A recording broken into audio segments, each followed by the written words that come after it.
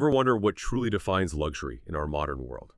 I mean, is it simply about the price tag or maybe the exclusive label? Or is there something, deeper, almost an alchemical process at play that creates this enduring desire? Today, we're not just looking at a company. We're trying to understand how one single entity can really master this art. We're embarking on a deep dive into LVMH Moët Hennessy, Louis Vuitton SE.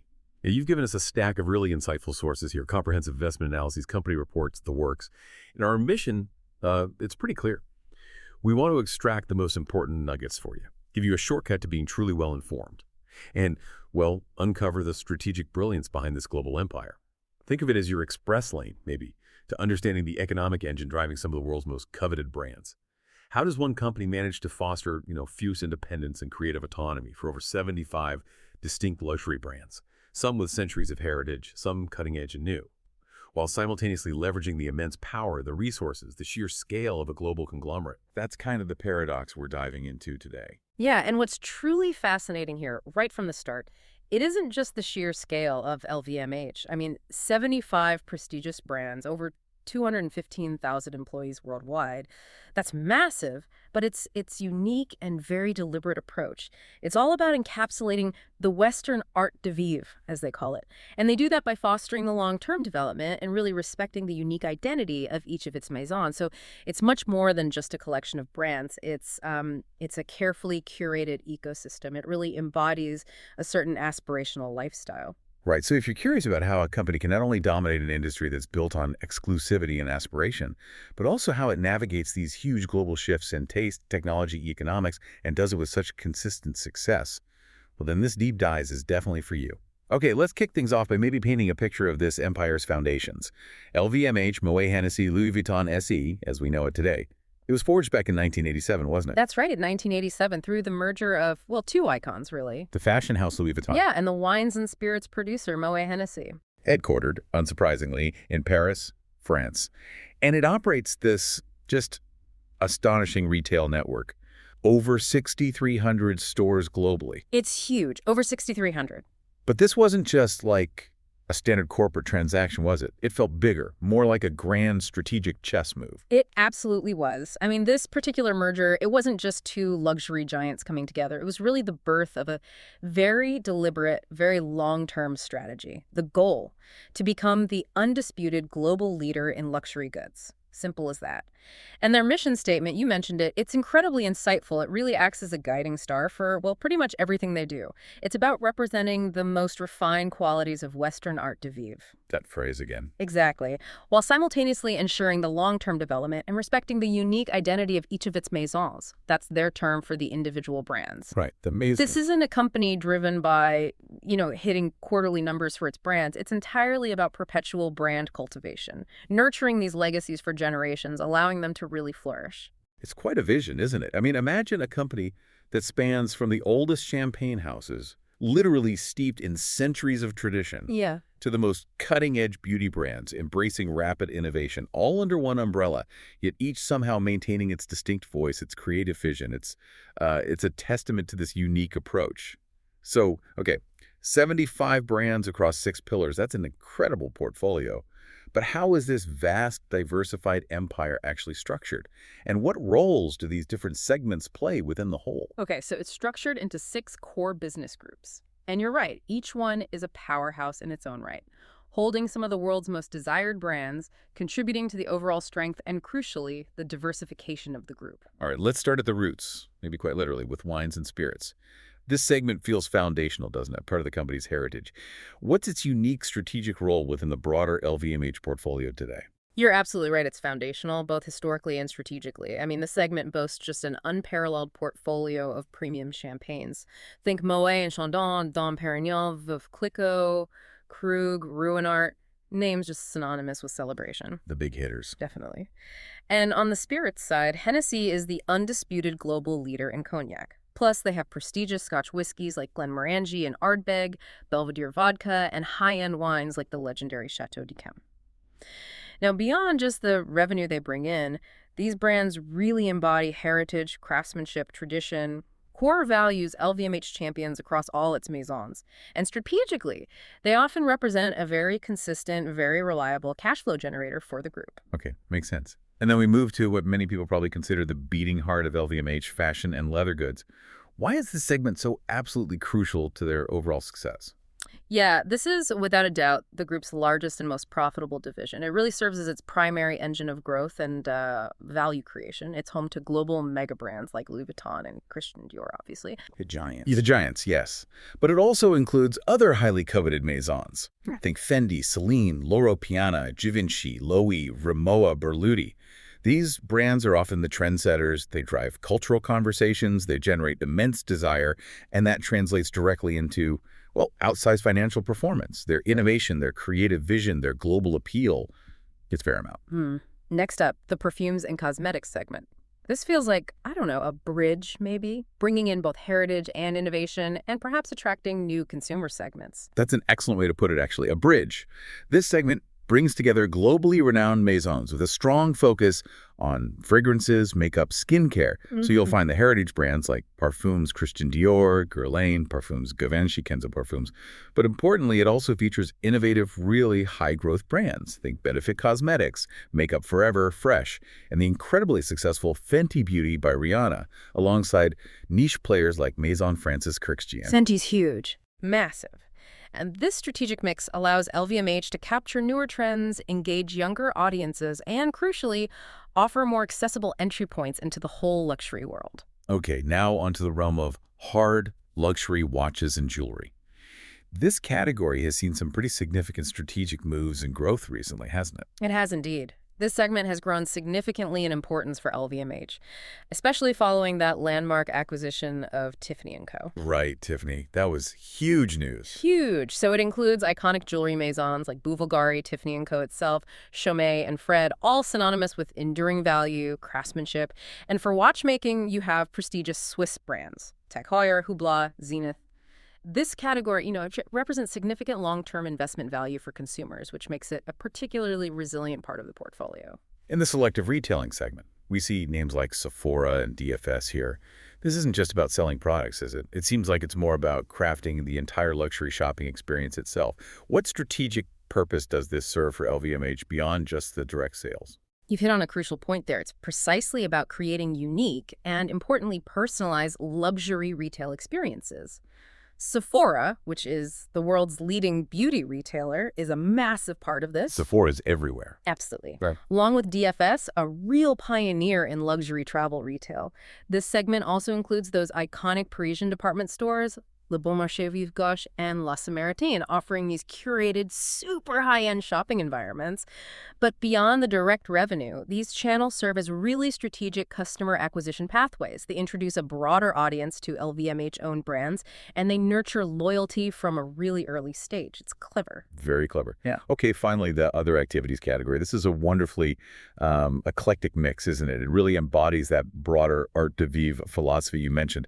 But what's the common thread? What ties luxury yachts to leading French newspapers and these ultra-exclusive hotels?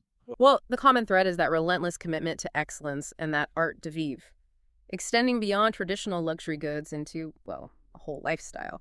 So this segment includes the luxury hospitality groups Belmond and Cheval Blanc. Amazing property. Truly. The high-end yacht builder Royal Van Lent, and even French media outlets like Les Echos and Le Parisien.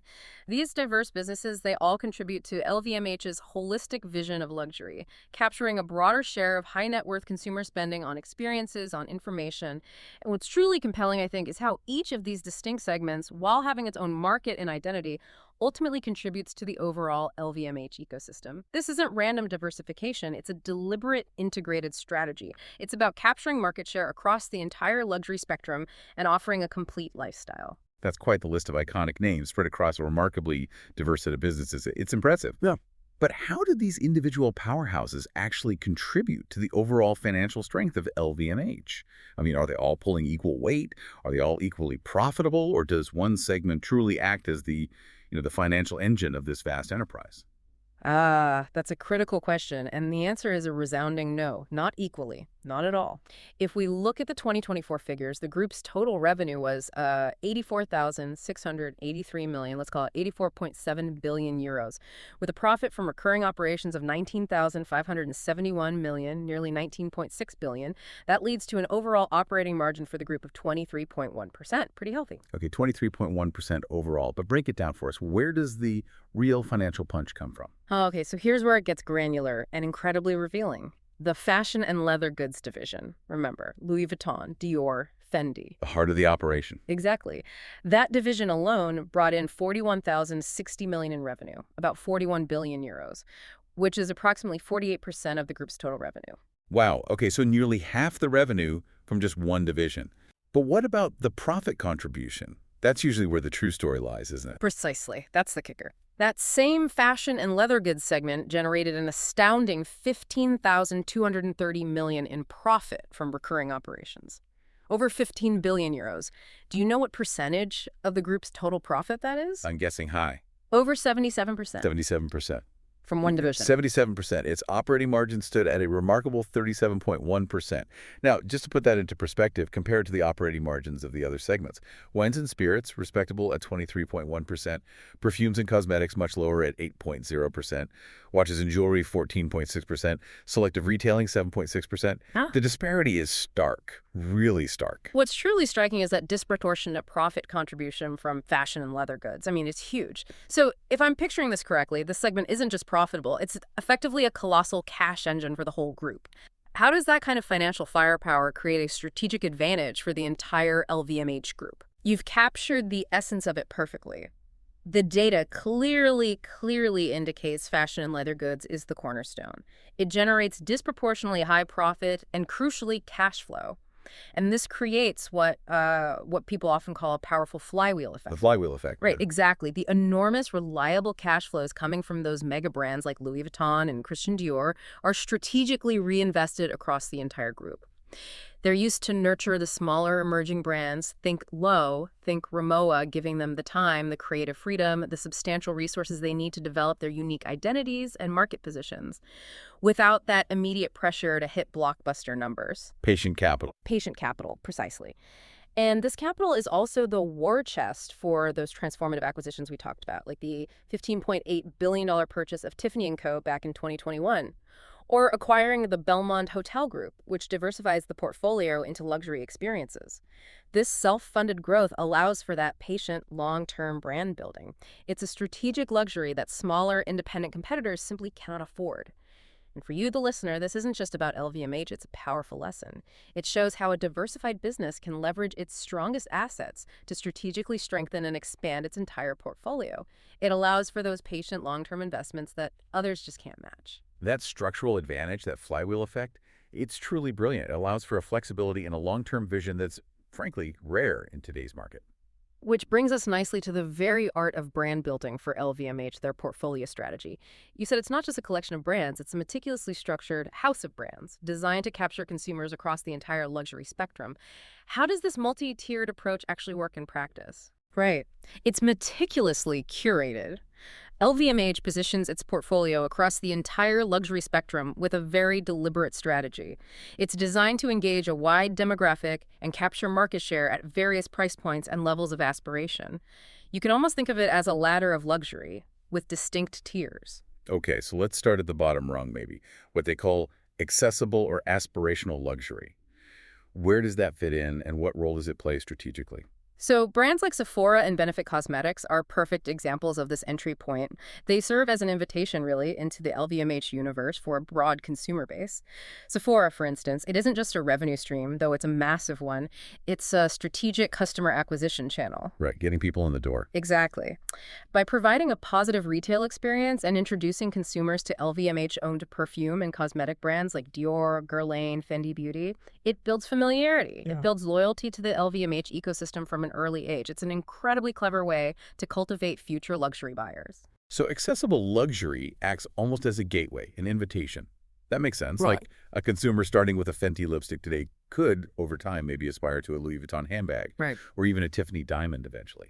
It's like LVMH has built this luxury ladder for long-term loyalty and brand progression, hasn't it? Yeah. Okay, so then we move up into core luxury. This is probably what most people instantly think of when they hear LVMH. Precisely. This is where brands like Louis Vuitton, Dior, Celine, Tag Heuer operate.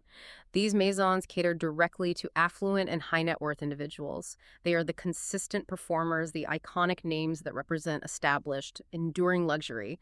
They set trends, they define aspirations, and then at the very apex of this ladder, we find the absolute luxury segment. Right, where price is almost secondary. Yep. Things like heritage, craftsmanship, and just pure exclusivity. Exactly.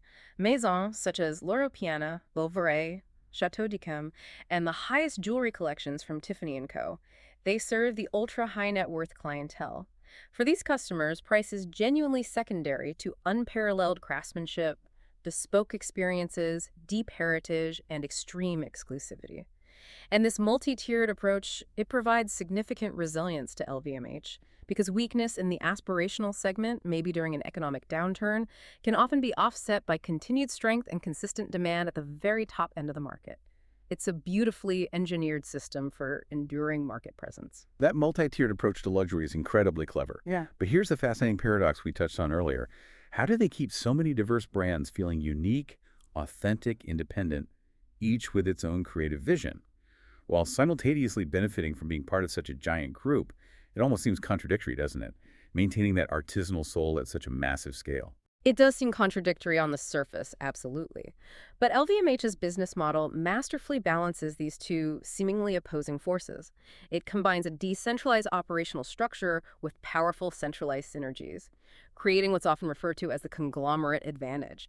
It's a strategic tightrope walk they execute with, frankly, remarkable precision. Okay, so on one hand, there's this fierce decentralized autonomy for each brand. Explain that a bit more. Absolutely. So each of the 75 maisons operates with a significant degree of autonomy. This is crucial.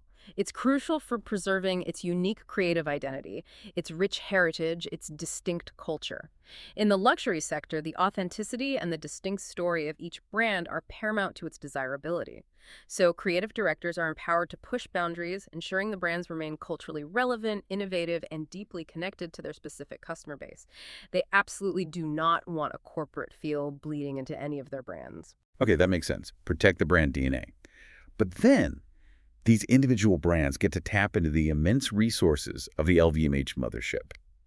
Which brings us to these powerful centralized synergies.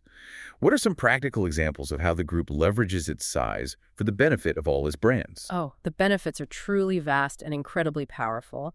First, there's immense financial strength. Each brand has ready access to capital for investment, for new flagship stores, manufacturing enhancements, big marketing campaigns at a much lower cost than if they were independent entities. Cheaper borrowing, basically. Essentially, yes. Then consider real estate leverage. LVMH has just unmatched power in negotiating for prime retail locations globally. They secure the most prestigious shopping districts, from Paris's Avenue Montaigne to New York's Fifth Avenue, Tokyo's Ginza, Dubai Mall, everywhere that matters. They also foster a deep pool of executive and creative talent.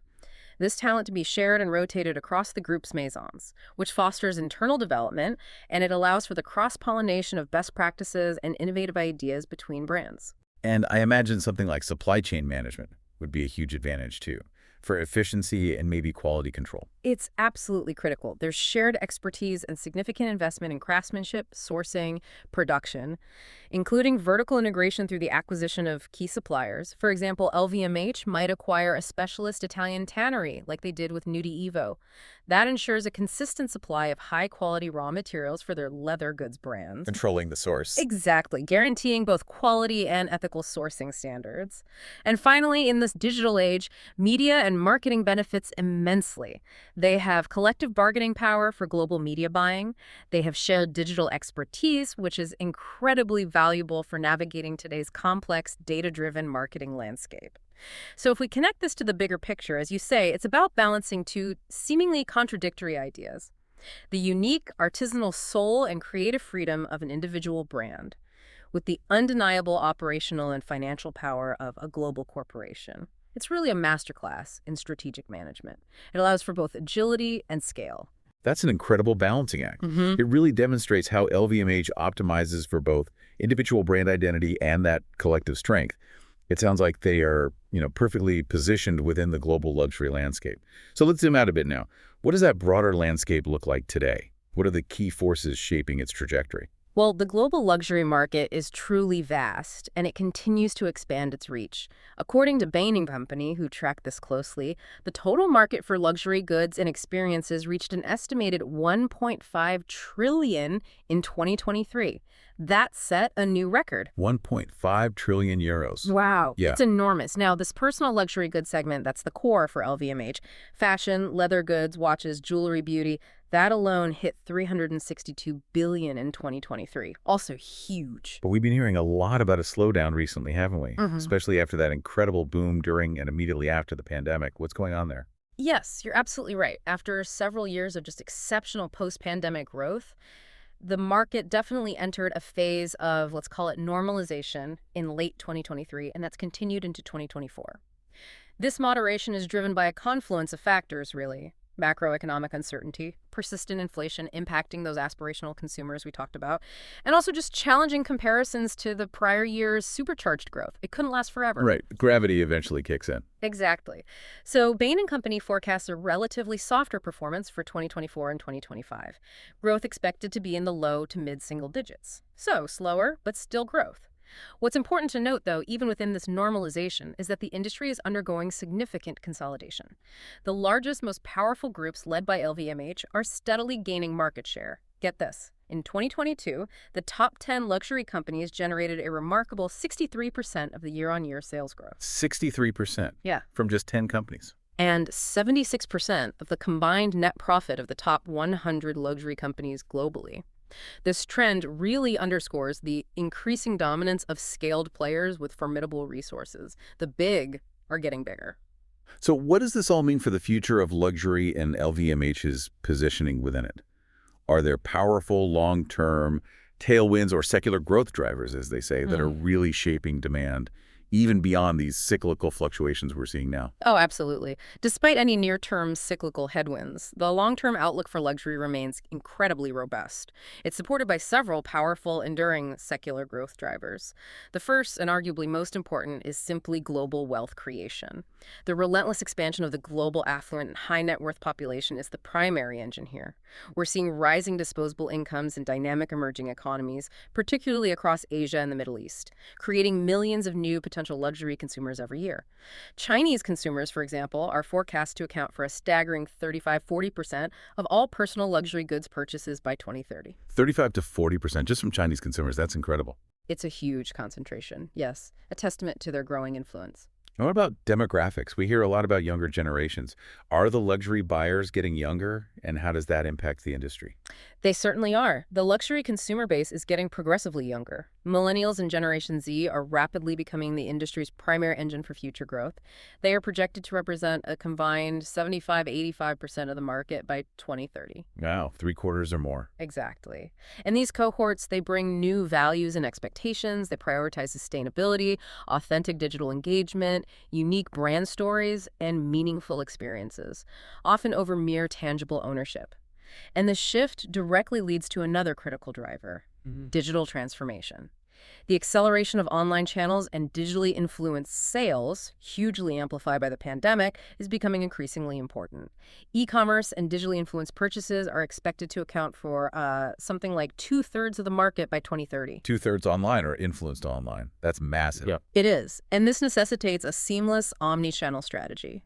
One that profoundly integrates physical stores with sophisticated digital platforms, offering personalized and engaging customer journeys from start to finish. And finally, the experience economy.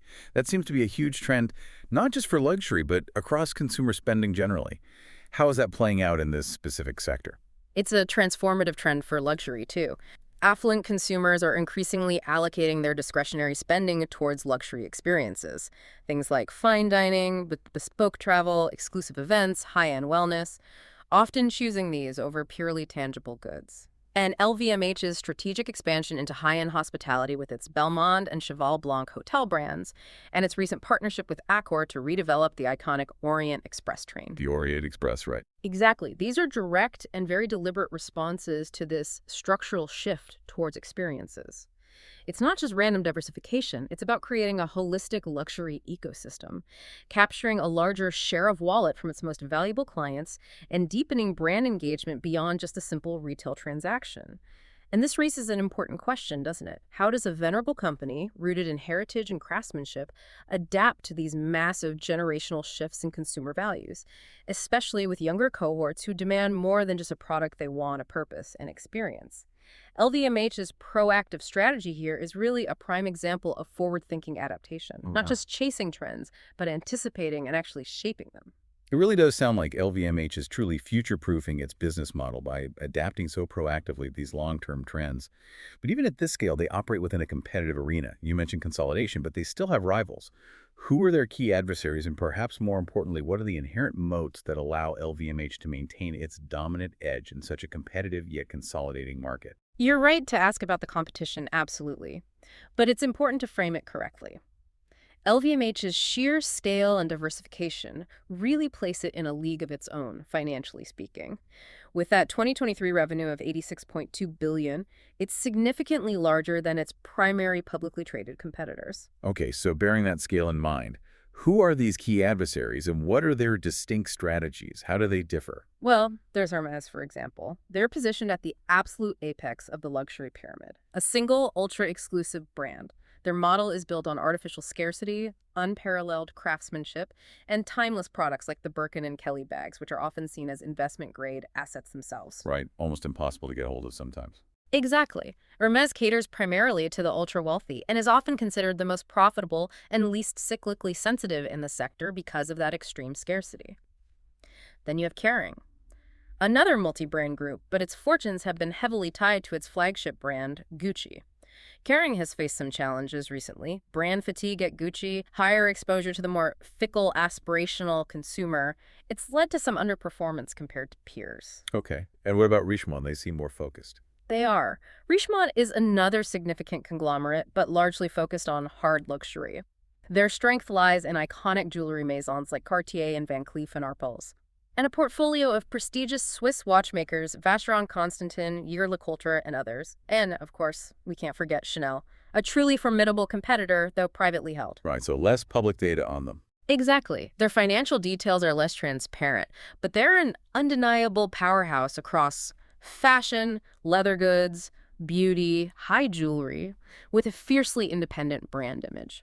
And interestingly, the current market slowdown we discussed, it's actually accentuating a phenomenon often called a flight to quality. Flight to quality, meaning? Meaning in times of economic uncertainty, consumers, especially the discerning affluent ones, gravitate towards the most established, iconic, desirable brands, the ones perceived to hold their value. This tends to benefit mega brands like Louis Vuitton and Christian Dior at LVMH and also Hermès, while it disproportionately harms more trend-driven or accessible luxury brands that rely more heavily on discretionary spending. That really highlights something crucial, doesn't it? That in luxury, it's not just about having a great product. It's about having the history, controlling your own destiny through distribution, and having the financial muscle to weather any storm. These seem like critical factors for any business, and LVMH's competitive moats here seem incredibly strong. They truly are formidable. The barriers to entry in this market are exceptionally high, creating these durable competitive advantages, these moats for LVMH. First, think about brand heritage and legacy. The most powerful luxury brands have histories spanning over a century. That imbues them with an authenticity, a narrative, a timelessness. You just can't manufacture that overnight. It gives them an almost mythical status. Can't just invent a century of history. Right, exactly. Then there's scale and financial power. The enormous capital required for consistent global advertising, securing prime retail locations everywhere, investing in world-class manufacturing, nurturing top-tier talent, it's prohibitive for new entrants. And finally, control of distribution. Vertically integrated players like LVMH control their own retail networks. That allows them to meticulously manage the customer experience, maintain pricing integrity, no discounting, and capture the full retail margin. That's vital for profitability and brand image. Ultimately, these moats, the unparalleled scale, the deep diversification, those irreplaceable brand assets, and the immense financial strength they allow LVMH to invest strategically right through economic cycles, further solidifying its leadership position. So the financial prowess of LVMH is clearly a major, major advantage. It underpins so much of its strategy and allows for those incredibly robust moats. Let's really drill down into their financial performance now. Look over the last decade maybe and understand how they manage all that immense capital. Okay, so over the past decade, LVMH has delivered a powerful and actually accelerating trajectory of revenue growth. It's a real testament to its market dominance and strategic execution. From 2015 to 2023, the group's revenue more than doubled. It grew from about $39.6 billion to that impressive $86.2 billion figure we mentioned. And this growth was particularly strong in the immediate post-pandemic period. Reported revenue jumped by a staggering 44% in 2021 and then another 23% in 2022. Fueled by pent-up consumer demand and also the successful, impactful integration of Tiffany & Co. It's crucial, though, as you mentioned with global companies, to distinguish between that reported growth and the organic growth figure. Organic growth strips out currency fluctuations and the impact of M&A, right? What do those details tell us about the underlying health of the business itself? You've hit on a vital distinction, absolutely vital for any global company. In 2024, for example, LVMH reported a revenue decline of 2%. Now, that might sound concerning at first glance. However, on an organic basis, meaning excluding those currency movements and acquisitions, revenue actually grew by 1%. So underlying growth was still positive. Exactly. This divergence was due to a substantial negative impact from foreign exchange rates. It highlights the underlying resilience of the business despite those unfavorable currency movements. The acquisition of Tiffany & Co. in January 2021, of course, provided a significant inorganic boost, especially to the watches and jewelry segment and the group overall.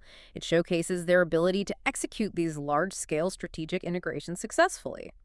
And this strong top-line growth, it's consistently matched by robust profitability. The group's gross margin has remained remarkably stable in a high band of 66–69% over the past several years. That demonstrates impressive pricing power. And the operating margin typically ranges from a very healthy 23% to 27%.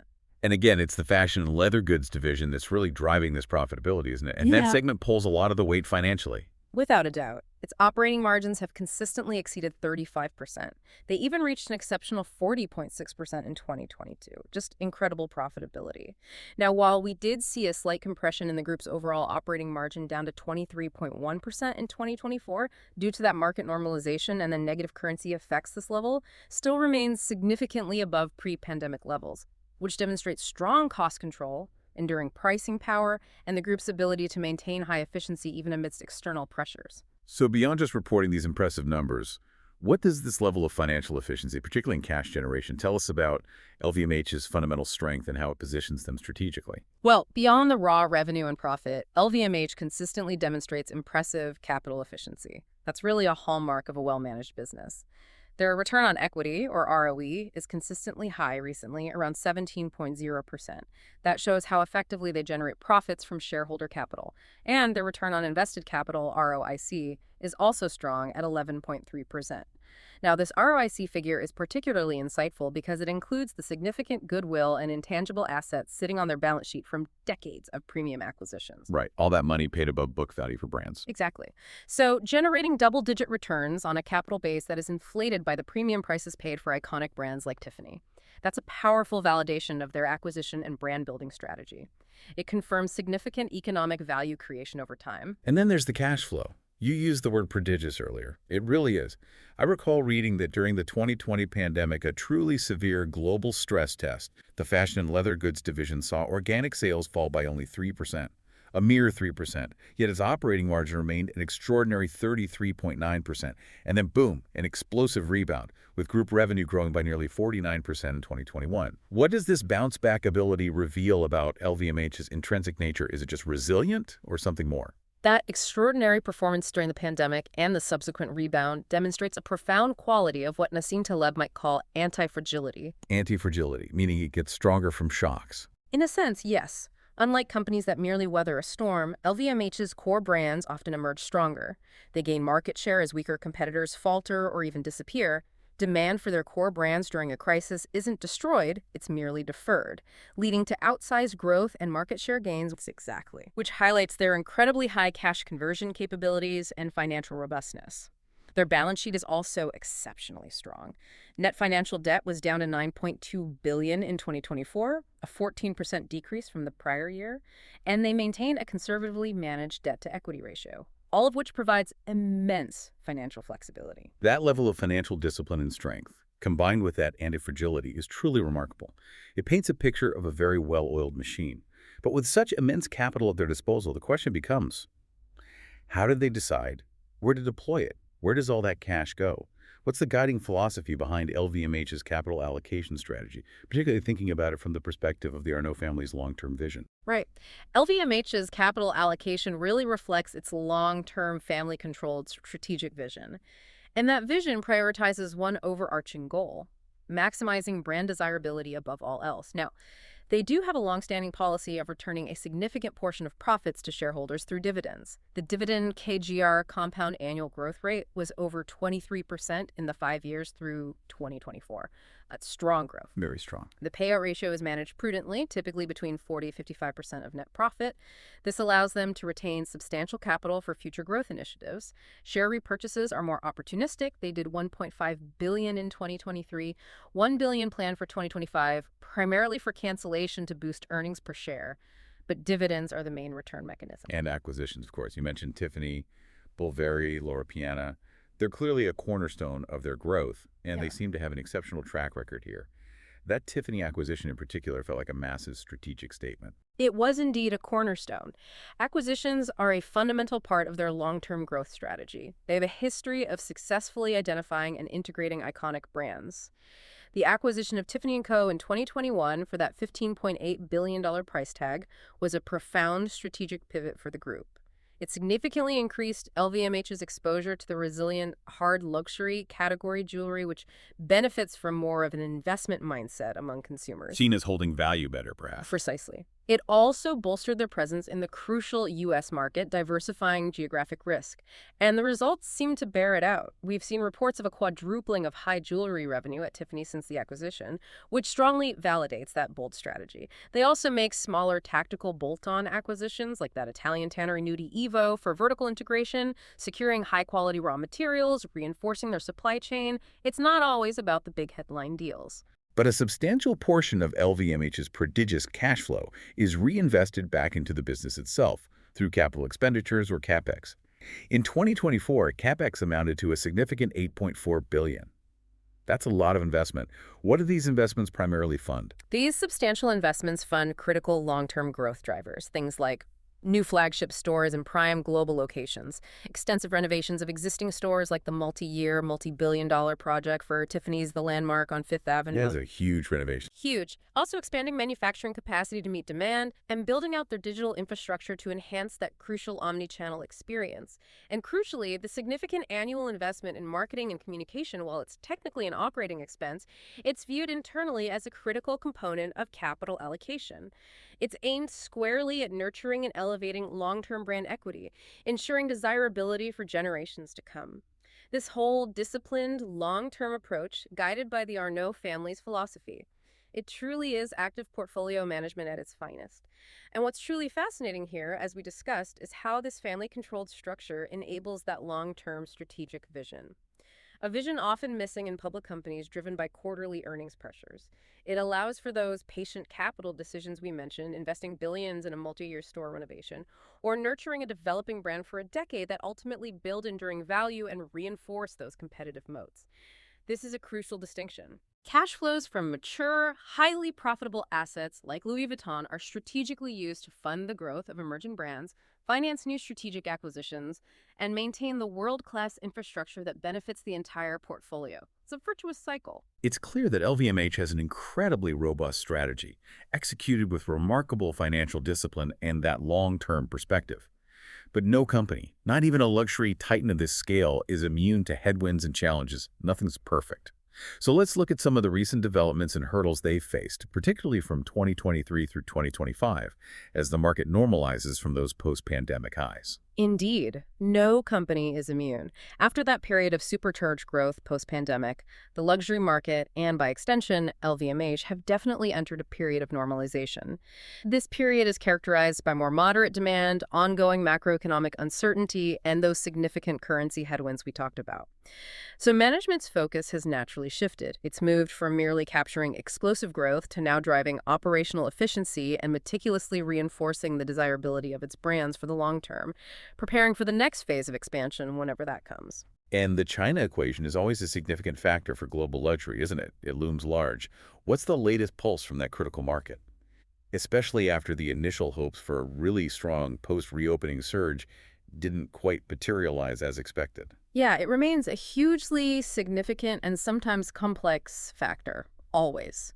The post-reopening recovery in China in 2023 was, well, less robust than many had anticipated, and demand, particularly for Hennessy cognac, remains somewhat soft into 2024 and 2025 amid a challenging domestic economic environment there.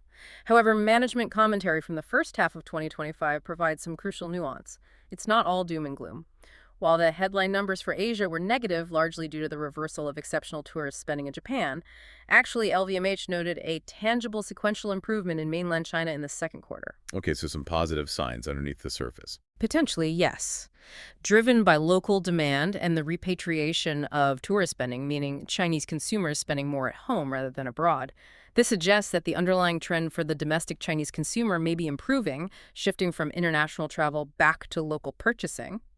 And crucially, their long-term strategy remains focused on the qualitative development of local clientele, not just relying solely on unpredictable tourist flows. Right, so it's not just about waiting for tourists to flock back in. It's about building a solid, resilient base of local consumers within China.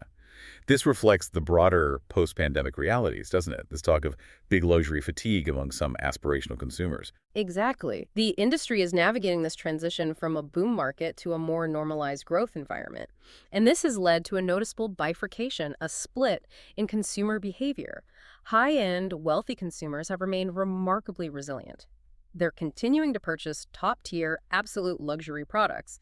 However, the aspirational consumer, the one who entered the market in greater numbers in recent years, has pulled back on discretionary spending due to persistent inflation, rising interest rates, overall economic uncertainty. Feeling the pinch more. Precisely. This big luxury fatigue phenomenon means those more accessible luxury items are feeling the squeeze more acutely. Geographically, LVMH has reported solid local demand in the United States and Europe, which provides a stable foundation. That's good news. But tourist spending in these regions has been impacted by the strength of the euro and dollar, making goods more expensive for foreign visitors. That adds another layer of complexity to manage. So LVMH is navigating this normalizing environment with these strategic adaptations, recognizing the shifts in consumer behavior and market dynamics.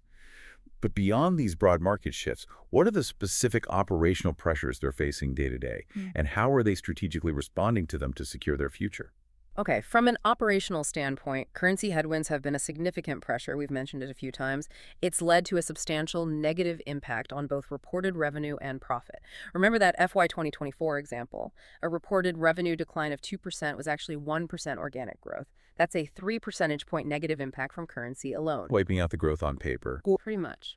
The strong euro against currencies like the US dollar, Japanese yen, Chinese yuan, it reduces the value of sales when translated back, masking underlying strength. Inflation also puts persistent pressure on margins, higher raw material costs, energy, labor, it all adds up. Now, LVMH's formidable pricing power helps offset some of this, but they can't pass on all costs without potentially affecting demand, especially among those aspirational buyers. And while their global supply chain is generally robust, a real source of competitive advantage, the sheer complexity and global reach mean reputational risks do exist. You can't control everything perfectly. For example, there was a recent controversy involving a subcontractor for Loro Piana, one of their brands, regarding working conditions. It brought attention to these issues and highlights the constant scrutiny and need for diligence across their vast network to ensure ethical practices are maintained. These operational challenges certainly keep even a luxury giant like LVMH on its toes. It's not easy running a global empire. So, what are LVMH's strategic imperatives to tackle these issues and secure its long-term future?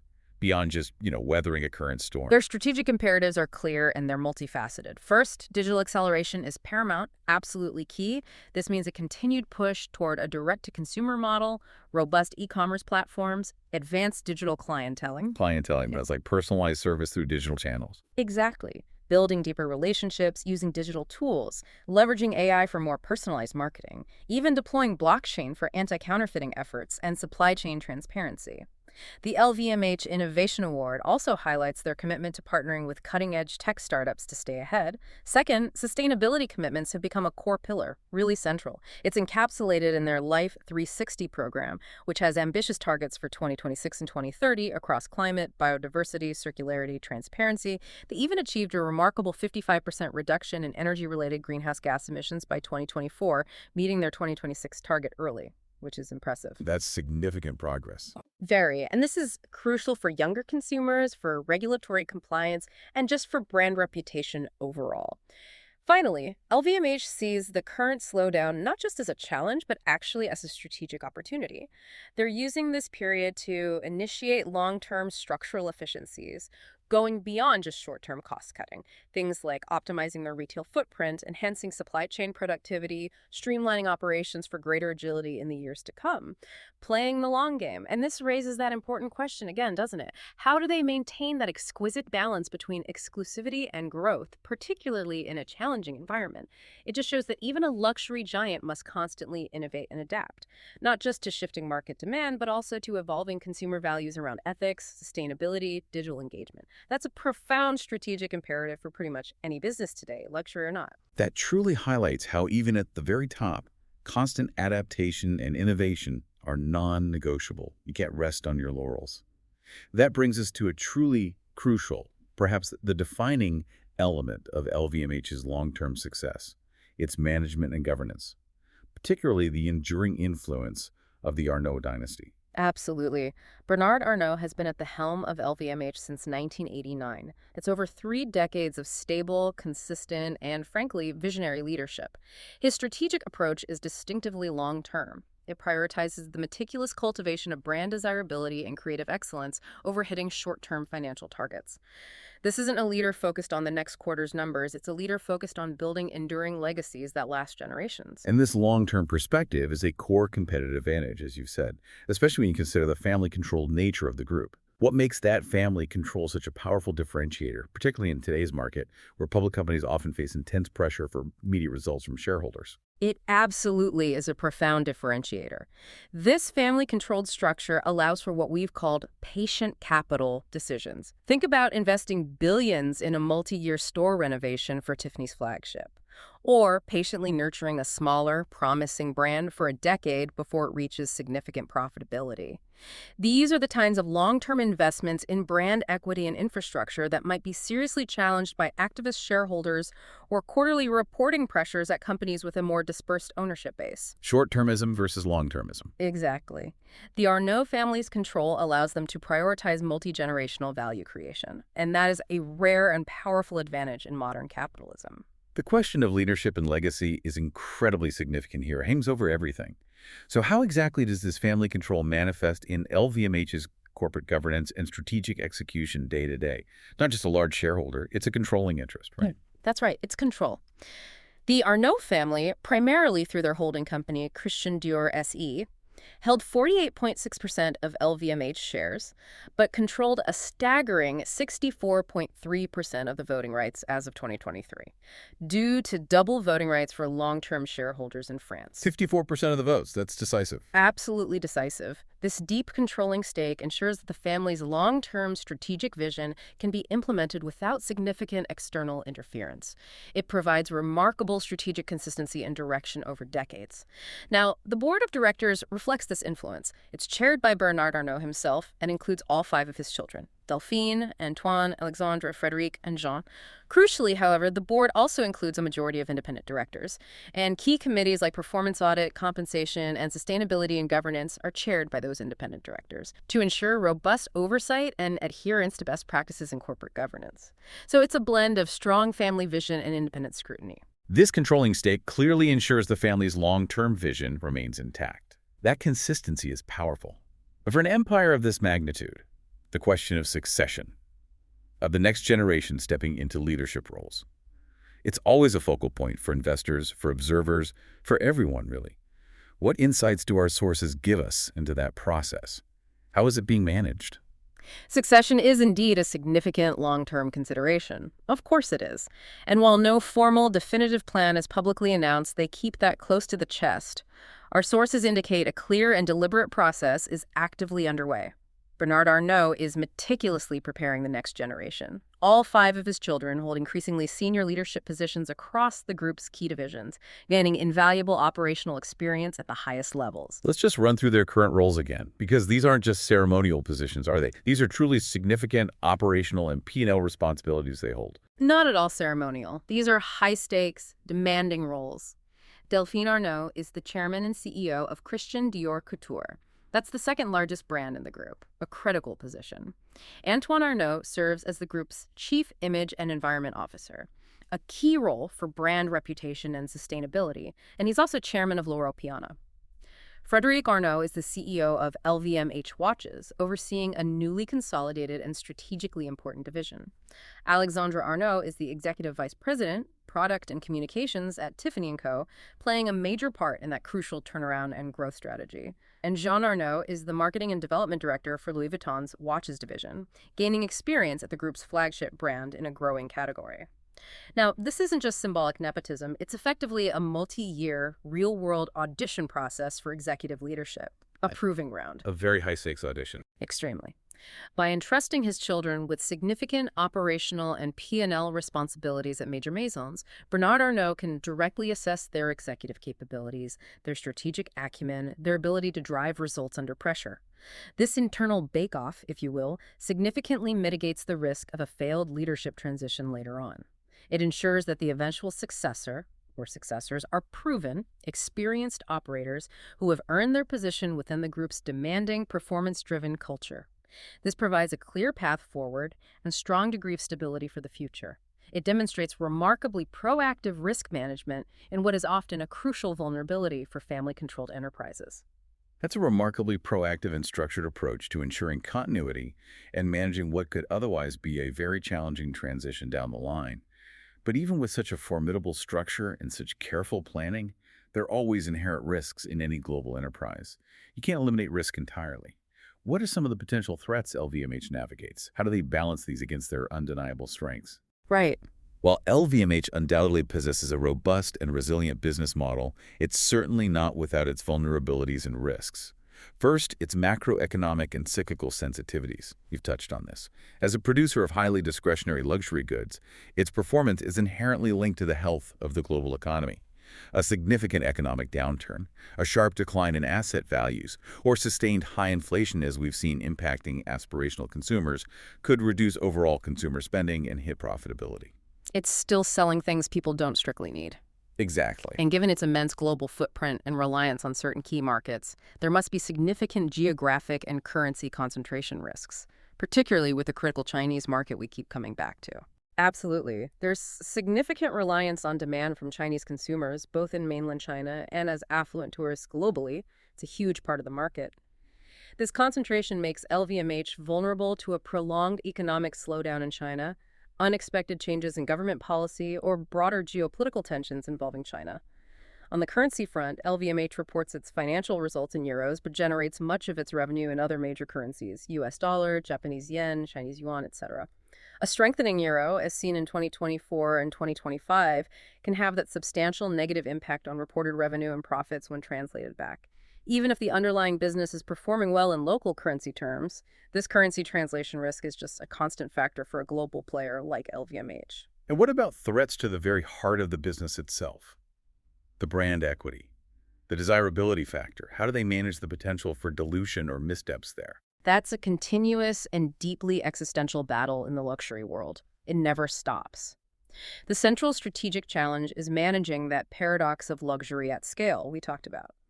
Balancing the incessant need for growth with the intrinsic essence of luxury, which is rooted in scarcity, exclusivity, desirability.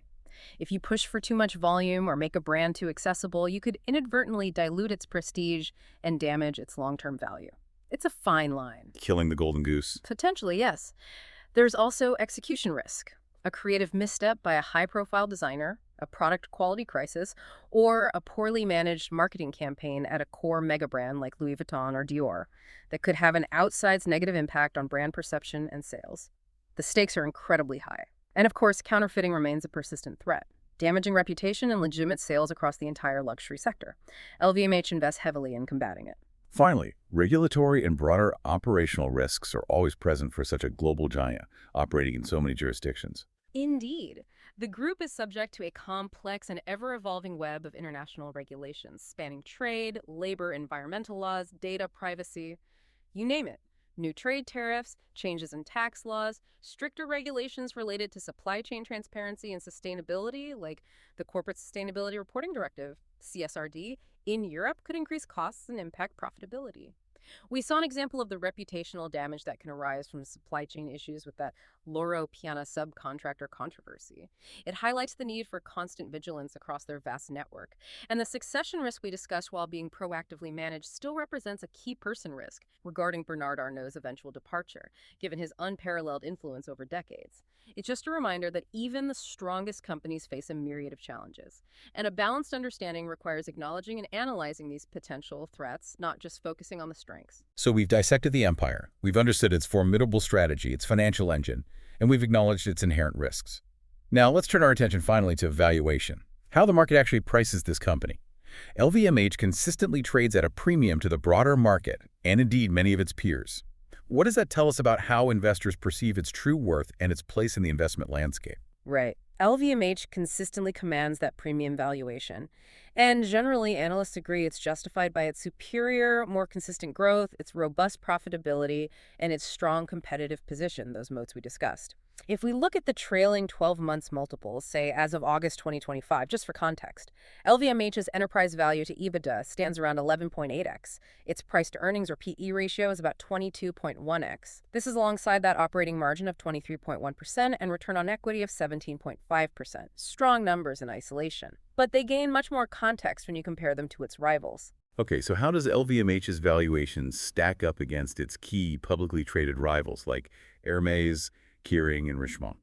What are the key differences that explain any premiums or discounts between them? It creates a pretty clear hierarchy in the market's perception. Hermès, for example, trades at a substantial premium, even to LVMH. Think EBITDA around 31.4x, PE of 48.4x, and a remarkable operating margin near 42%, ROE of 29.1%. Wow, those are huge multiples for Hermès. Huge. This reflects its ultra-exclusive positioning, that artificial scarcity model, and unparalleled pricing power. It's seen as a pure play and absolute luxury, almost in a class of its own. Kering, on the other hand, is generally valued lower, maybe EBITDA around 14.3x, PE 32.1x, but with a lower operating margin closer to 15% and ROE of just 5.9% recently. So LVMH trades at a significant premium to Kering, justified by its superior, more consistent financial performance, higher margins, better ROIC, and that broader diversification and resilience. Richemont sits somewhere in between. EBITDA maybe 15.4x, PE 22.5x, similar to LVMH there. Operating margin around 25%, ROE 17.9%. So LVMH trades at a modest premium to Richemont, perhaps reflecting its greater scale and broader luxury portfolio beyond just hard luxury. And the discount LVMH trades at relative to Hermès, it really reflects two very distinct investment propositions. LVMH is about broad luxury growth and diversification across multiple categories. Hermès is concentrated absolute pinnacle luxury with unparalleled pricing power and a perceived even lower risk profile due to its extreme exclusivity. The market assigns a significant premium to Hermès for that purity and scarcity value. So what does this all mean for someone looking to truly understand the intrinsic value of LVMH? How do we begin to quantify the unquantifiable strength of this company beyond just comparing multiples? Right. When we talk about intrinsic value, analysts use powerful methodologies to try and distill a company's true worth beyond just market sentiment. Discounted cash flow, or DCF analysis, is a common one. It projects future free cash flows and discounts them back to the present value.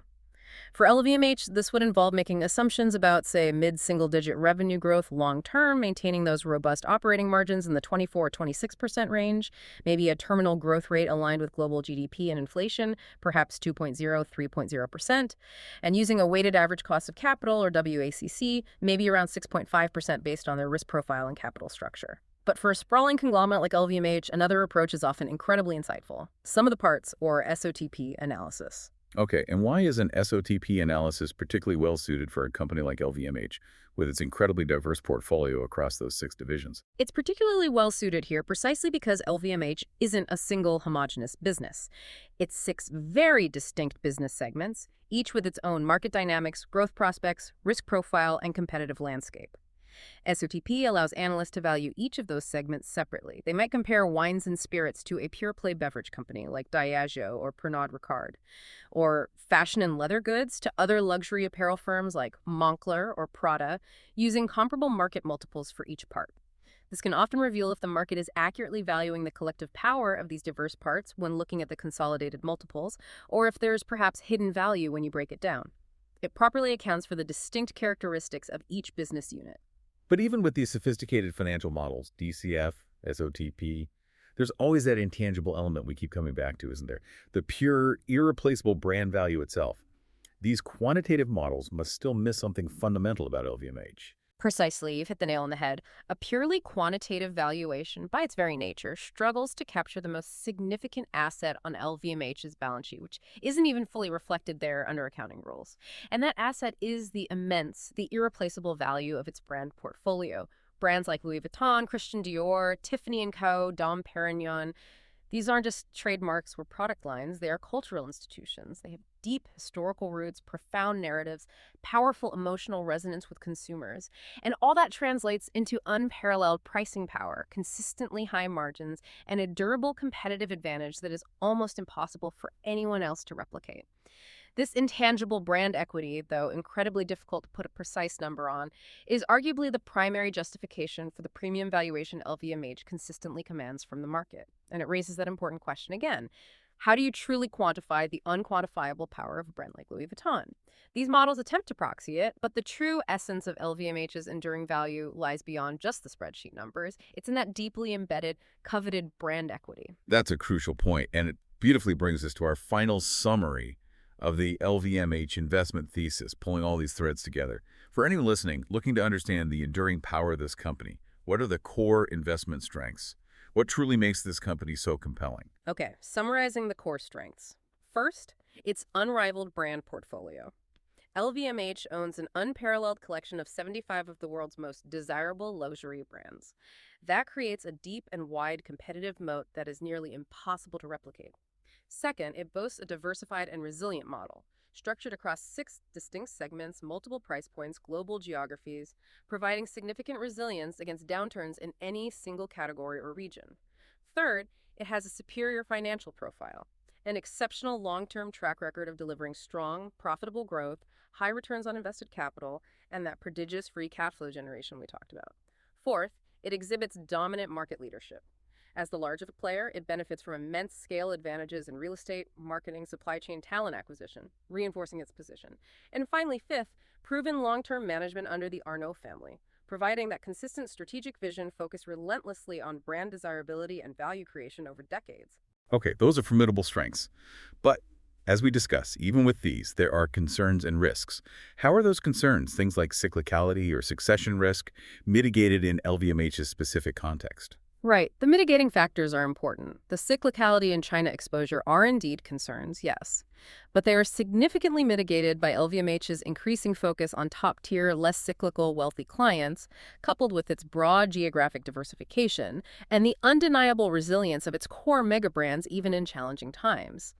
Key person and succession risk, while inherently present in any family-controlled empire, is, as we saw, being actively mitigated by that deliberate multi-year process of integrating the next generation of the Arnault family into key senior operational roles. Ensuring a smooth and experienced transition path seems highly likely. And the paradox of scale, that challenge of balancing growth with exclusivity, is mitigated by a highly decentralized brand management structure, a consistent strategy of price elevation across brands, and a relentless focus on craftsmanship and quality, all designed to maintain that elusive aura of scarcity and desirability. So as we look to the future, wrapping things up, what are the critical factors for LVMH's continued performance and success? What should listeners really keep an eye on if they're following the company? I'd point to 4 crucial factors to watch. First, the sustained health of the fashion and leather goods engine.